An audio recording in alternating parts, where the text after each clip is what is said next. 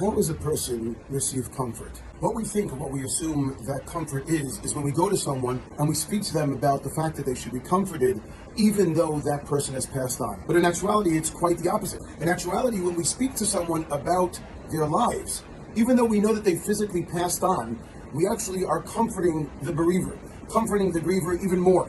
Because what we're doing is we're reminding them that there are memories. We're reminding them that that person, even though they are physically no longer with us, they are with us. We remember them. And so in a sense, they continue to live on. Many people, when they greet someone who is grieving or bereaving, they avoid mentioning the person who died, assuming that if they mention the person that died, they'll remind that person that the loved one died or passed on. That's ridiculous. The person who lost someone who's close to them is consistently reminded, consistently knows that that person is with them constantly. They know very well that they passed on, but what they want to be reminded of is how they continue to live, even though they are no longer physically with us.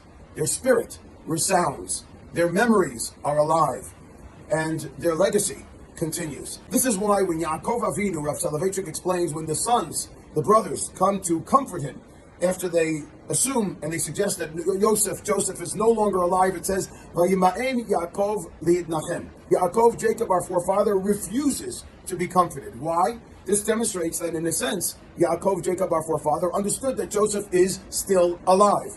We are only comforted completely when we know something is completely shut, when we know someone is no longer with us.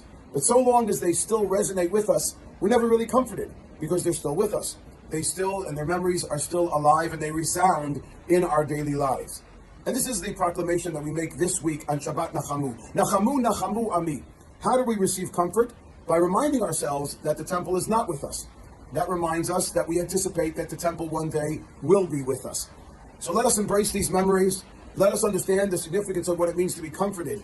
And hopefully we'll be able to receive true, even more comfort by witnessing the rebirth and reconstruction of Jerusalem.